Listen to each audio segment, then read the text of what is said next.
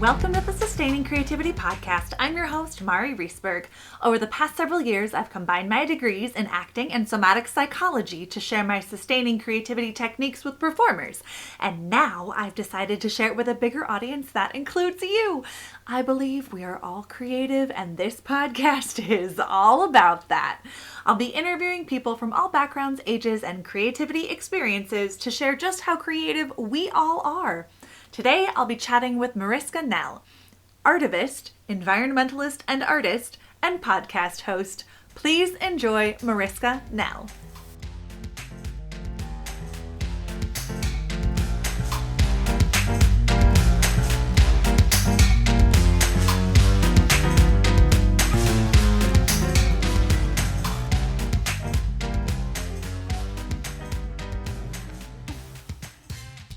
Welcome to the Sustaining Creativity Podcast. Today, I'm chatting with Mariska, who is an artivist. I love this term so much. Environmentalist and artist mashed together. I can't wait to have more explanation about it. And a podcast host. Welcome to the podcast. Thank you so much for having me. You are so welcome. It's so nice to have you come on my podcast now, and we can chat over here about creativity and all the wonderful things that you do. But before we dive into all of that, if you could let our listeners know a little bit more about who you are, what you do, and maybe explain the Artivist term. Yeah, so I am an artist. Always been like in the creative field. So I decided a couple of years ago to really focus on environmental issues and make that like my full-time gig. And so being an artist and being an environmentalist, I thought, okay, I need to kind of do both. And I just like bang it into something, and it's kind of hard every time to say, oh, I'm an artist and environmentalist. So I thought, let's just shorten it. You know, I am living here in Australia, and we like to make things as short as possible. So Artivist it is. And yeah, so that's the one side. And then I'm the host of a sustainable podcast as well, Mama Earth Talk, which you were a brilliant guest on as well. So that's kind of what I do, is just to raise awareness through my art. So I want people to literally see pieces and be like, oh, wow, this is like a really cool piece. And then, you know, as they come closer and they actually investigate a bit, they can see, oh, wow, okay, this is like actually my single use spoon or utensil, or, you know, oh, wow, this used to be a straw or a capsule. And then to just try and educate people through the mediums on, you know, first of all, why are they using it, and like what alternatives are there, and just like to also educate them on the recycling process, because some of the items can be recycled easily, others it's a bit of a drama, or it can not be recycled at all. So I just wanted to educate people through that, but also give them something really nice to look at. A lot of people would have that pieces in their houses. It's like kind of, you know, a reminder of to do their part for the environment as well. I love it. And I love how much creativity goes into repurposing items and reimagining items. And that, I think, is the beautiful marriage of creativity and environmentalism that we get to embrace and hear about and share. I think that's really fantastic. So when you think about creativity, what does it mean to you to be creative? I think it's really to just kind of express myself and, you know, to think a little bit outside of the box. And, you know, for me to be creative is to be uniquely me, not to look at someone else's stuff and be like, oh, they're so creative, let me just go and copy paste and, you know, slap my name on and just call it a day. So for me, it's really to bring in that uniqueness. And I mean, it's not just with my artwork that I'm creative. I found that within my sustainable journey, I've been creative because, you kind of see a peanut butter jar and that's its life, how it came into the light, into this world.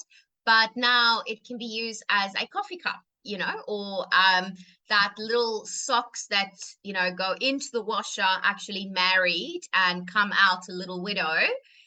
Those ones can now actually be a cover for your peanut butter jar. And then you can have like this really hip and cool, really one of a kind coffee mug. So it's things like that that I just like love to, push the boundaries on what you can do, what is acceptable, Mm-hmm. and just try to create like the new norm, Mm-hmm. that other people will think, okay, cool, let me go and explore what jars is in my pantry that is really cool and unique. Right. To repurpose and turn it into something or use again. Yeah, And exactly. And just give it a second life. And another thing, and like this is a little bit of creativity, but also maybe a little bit of my stubbornness as well. I feel, a lot of the times we get put in these boxes and people would be like, okay, cool, this is how something work.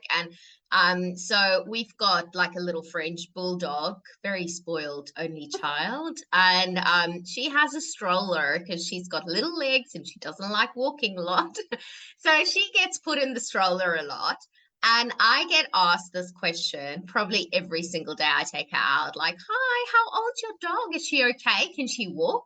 And then I'm just like thinking, like, oh my gosh, like you have a baby in your stroller. Like, why is your baby there? Because you put it in there because it's more convenient for you. Like, you don't have to carry your child the whole time.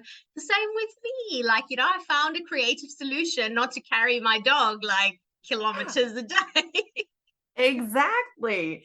Exactly.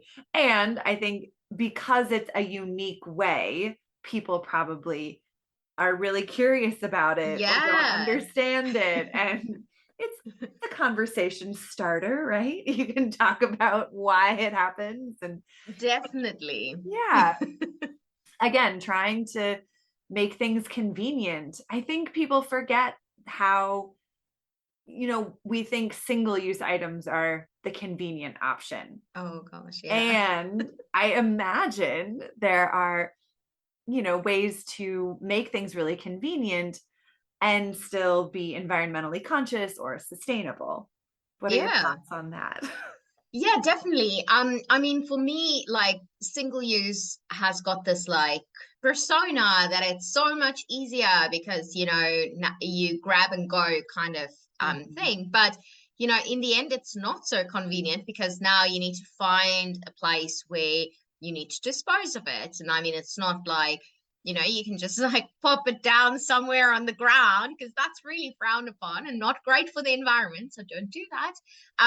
But just to reinvent things. And if you've got actually a reusable coffee cup, then a lot of the times you actually get a discount at some of the cafes. They'll offer you if you bring your own. So it's things like that that can kind of add up. So then it's a little bit more convenient to have your own. Yeah. And just like disposing of stuff, if you go to a regular grocery store and you purchase everything in all of these like single use plastic bags and things, how convenient is it for you to, after your shopping trip, have to get rid of all of that stuff? Now you have to like put it in your bin. You have to take the bin to the garbage room or to your little bin. Like we don't have a bin in our house, so we don't have to do that trip, which is great.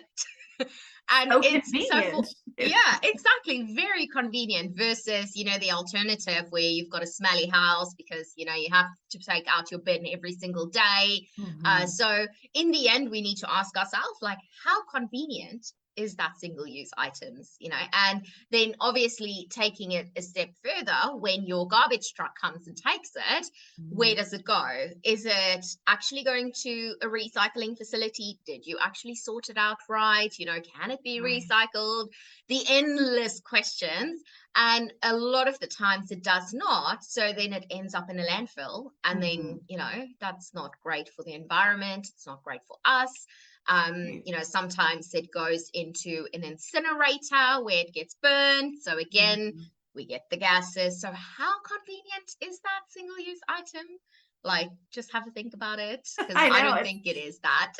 It definitely makes me think about the single-use items that I use and how I might shift to something more reusable or things that I could repurpose after. Yeah, and often people are like, oh yeah, but if you use a reusable, you use water to wash it. So every time, you use water. So that's a resource that you use. But they don't really realize that every single time a single-use item is produced, it's got a water footprint. So there's been water that's made, like, kind of gone through in the process. So something like a single-use plastic water bottle takes almost 3 times the amount of water that it holds to just create it. So if you only use a small amount to actually wash your water bottle every, couple of days, it's still going to be way less than having to buy a single-use plastic bottle every time. Right. Great reminders for sure. And so repurposing trash or, single-use items and turning it into art or creating it into an installation, I imagine you have probably faced some creative challenges doing that. What are some of the challenges you faced and how did you overcome them or work with them? Yeah, so I mean, it is a challenge. Obviously, it is like I don't just go into the art store and be like, hey, can I get, like, your straws that melts at like 60 degrees, then the ones at 80, So it's not as easy as that. So I kind of have to, like, source my materials and then find out, oh my gosh, these are bioplastic. It just, like, disappears instantly. So it's different challenges with that. But I mean, also with COVID, I found COVID was a very big challenge for me. It kind of, like, put me a little bit in hibernation mode where I didn't create anything, where I was feeling like, how dare I create anything beautiful when everyone's going through this, like, terrible time. So it really took me probably, I would say, a year where I was like, I didn't know how to express myself. And then I decided, I need to get back into it. So I went back to where my art journey started. And probably for your viewers won't see this, but this is Mr. Pablo Picasso behind me, a piece that I kind of started. And my career started by copying his work and developing my own style, to like do one of his pieces, but do it in my style. And so that's what I've kind of done here. I've done a portrait with him, and then one of, like, his like famous paintings, the girl in front of the mirror, and just, like, kind of gave it my twist. And I found that just got me back into why did I start. And then I haven't finished this one because I got so much inspiration. I just went on to do a whole bunch of other stuff. And so sometimes it's just literally sitting, reflecting, and just, try to do what it is that you love. And, I'm not, like, one to say go and copy stuff, but I feel, obviously that's kind of how my journey started, by, trying to interpret their work through my own style and my own twist. But just to get that juices flowing. And I think it's so important to do something creative every single day, not to, like, be like, oh no, let's not do it today, let's wait till tomorrow, because then tomorrow becomes tomorrow, and the day after that becomes again tomorrow. And before you know it, you've sat for like 1 year not creating, and, like, dreading, like, why didn't I do it? So that's kind of how I would say. Nice. I love it. I think it's a great reminder that copying someone else can spark our own creative juices to flow into something else. But sometimes to get them started, it's really helpful to copy or mimic someone Yeah, else for our own creative journey. And then it, once that spark hits, we can turn it into something else. But I think oftentimes, as you were saying, people put it off, put it off, put it off, or think, oh, I can't do that because that's copying. I have to be original. But like sometimes exactly. copying can give you the original spark to go do something different. Yeah. So, Yeah, and I mean that's exactly what it's done for me. And I also feel I like to give myself challenges as well. So sometimes I would do it like in 1 week, or I would say like a 30-day challenge of mhm. doing something new, and just deciding, okay, this month I'm going to focus on stuff that I have in my art studio, and I'm going to create artwork around that. So like literally give myself 10 minutes and I need to draw something, or I need to, use the scissor in a funny way to do something.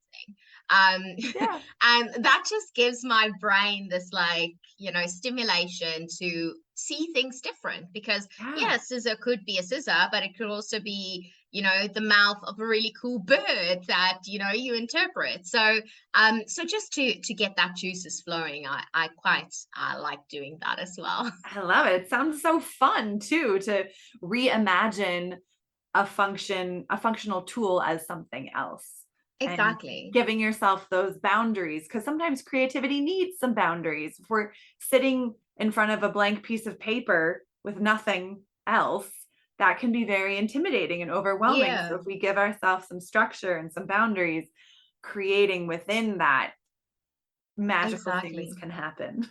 I think. Yeah. Now, on your own creative journey, what's your earliest memory of being creative? Oh gosh, I was always like in the creative, like, field, almost living in La La Land when I was little. Mhm. And so I was always painting something. So my mom had like kind of an art studio where she gave like art classes, and I Oh, was always in there painting anything that I could find that sometimes I was not allowed to paint, but didn't stop me at all. And I could remember always trying to find stuff, whether it was boxes, and I would like cut it out and make like Christmas presents like for everyone, just because I felt creative. And so for me it's always kind of been in there. I mean, back in South Africa, I used to create all of these little houses, but they weren't really houses. They were more like one layer of bricks that was like put out in a little square. And I would just like dream up my little, like, beautiful, like, doll house, and invite people over for, like, pasta. And the pasta was literally just like hard pasta with a little bit of water and way too much salt. So I didn't get any return people, but it was the idea that counted. So yeah. yeah, things like that just like really, really inspired me to, think, okay, cool, I can, kind of do anything. And, for me, this looks like a beautiful like house, but other people would be like, what is this? Like, how do I get in? Do I just like walk over? And I was like, no, there's a door.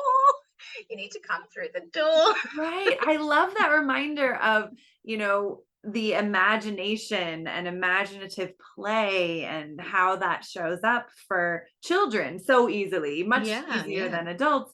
How do you keep your own imagination alive as an adult? Yeah, because that's a hard one. I love to kind of, spend time in nature.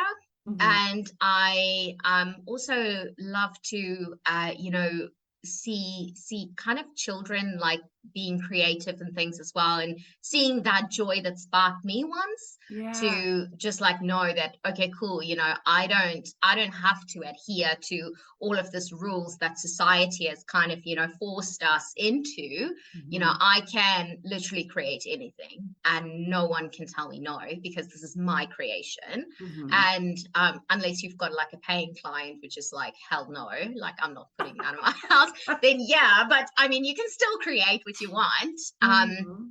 But so yeah, so for me it's really that, and also having conversations with other creatives, because you know, like, you never know the challenges that other people are facing, and you know, often you guys are facing the same issues, and it's really great to kind of hear like, oh, so how did you handle that when, you know, you painted someone pink and the people were like, no, I wanted a yellow face, you know? Like, how did you overcome that? How did you like get your client to, like, you know, go with what you want, or did you just like, okay, cool, let's do yellow, and moved on?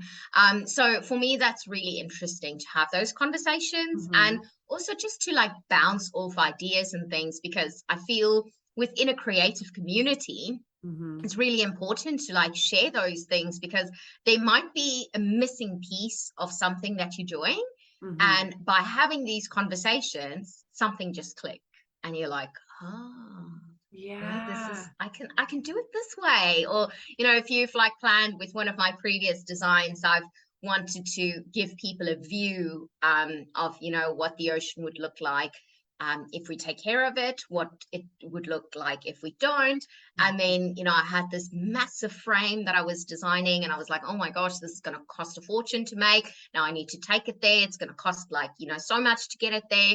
And then I was like, oh, well, why don't we just use like our phones and, you know, design like some sort of app thing, and then we kind of eliminate that and we can use it more. And so there's all of these different things, but that I only kind of realized that when I was having these conversations, and people were like, what do you have in your hand, like your phone, can you not use that? And I was like, I can. Yeah, So you yeah, make it more of that multimedia experience. exactly, because we are on our phones a lot, like, even if we don't like it always, we are. And you know, people would be more likely to kind of look through their phone for something than you know, going and standing in front of a frame and just have that experience once. Yeah. Oh, I love that. And to spark imagination through conversations, I think is fantastic. Now, you talk to a lot of people on your own podcast and as an artist and environmentalist. How would you invite someone to find creativity in their life if they didn't think they were creative? I would kind of, you know, inspire them to just like push their own boundaries. And I mean, this could be something as easy as, you know, not going to buy that reusable coffee cup, but rather to go in your pantry and see what you can use. Like, if you literally only have your ceramic mug, go use that, you know, like, try and find easy things to do and build up from that. Because a lot of the times, as adults, when you ask any adult, and I mean, we can literally go to anyone today and ask them, are you creative? And most of them would probably say like, no, I'm not creative. But then, you know, most probably over like the last week, you have done some really cool design on a pie, I don't know, or you try to decorate a Barbie cake for your daughter, or, you know, something. So, you know, without us actually knowing, we have creativity, but we are not willing to admit it, kind of, you know, because society has forced us that a lot of these creative people, like, you know, not so great. They're very crazy. Let's steer there's a lot away of from stereotypes that come along with exactly creativity and artists. exactly. Yeah. So, you know, we don't necessarily want to be placed in that I'm a creative box, but you know, but you do creative decisions every single day, but we just don't call it that. So, you know, I would love to like kind of encourage them to do something creative like that. And also, when they do something creative at work, whether it is that they had to, you know, organize a team to do something specific, or whether it is that they have to work on a different pitch deck or something, you know, there is some creativity that goes in that. They might not see them the same as the marketing manager or like their graphic designer, but what they are doing does have some creativity in it. And, you know, the more you kind of own into that, the more you can actually explore that. And the more you can like kind of flex that muscle and really improve that. Because I think, you know, creativity is something that can really change and impact the world. Absolutely. I love it. Oh my gosh, such a fantastic conversation. I just have one last question for you. What does it feel like in your body to be creative?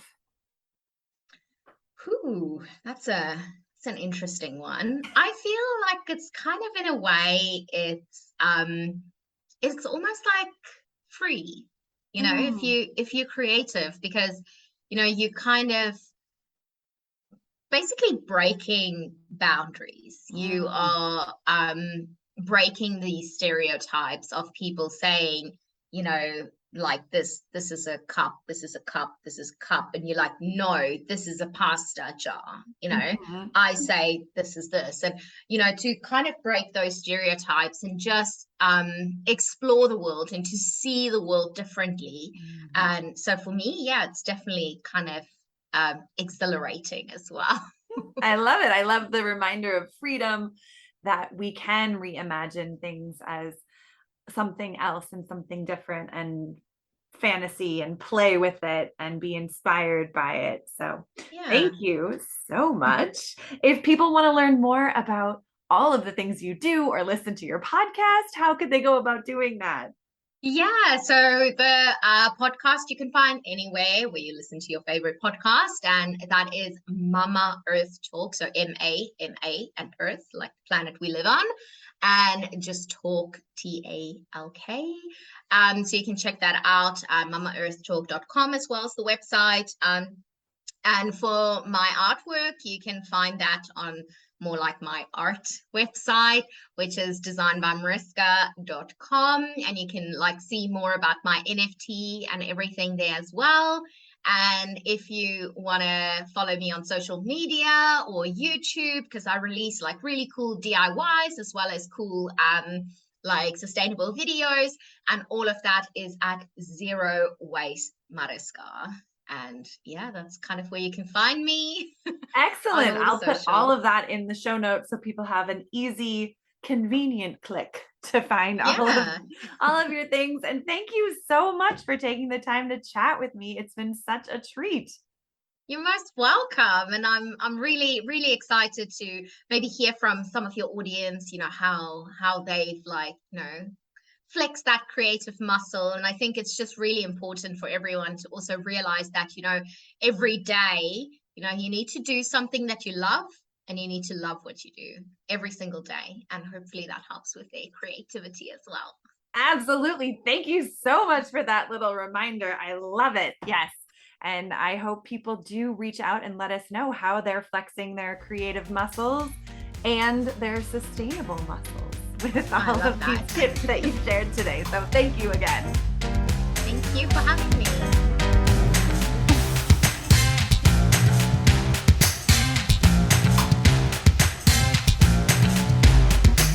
Thanks for listening to the Sustaining Creativity Podcast. We'd love to keep in touch, so follow us on Facebook and Instagram. We are at Sustaining Creativity. Make sure to subscribe to the podcast wherever you listen to podcasts. Tag your friends and family so they can listen too. We love to hear from you, so leave your reviews, comments, and questions. Check out our website, sustainingcreativity.com, for upcoming offerings and creativity coaching. Tune in Tuesdays for our next episode. And remember, with creativity, anything's possible.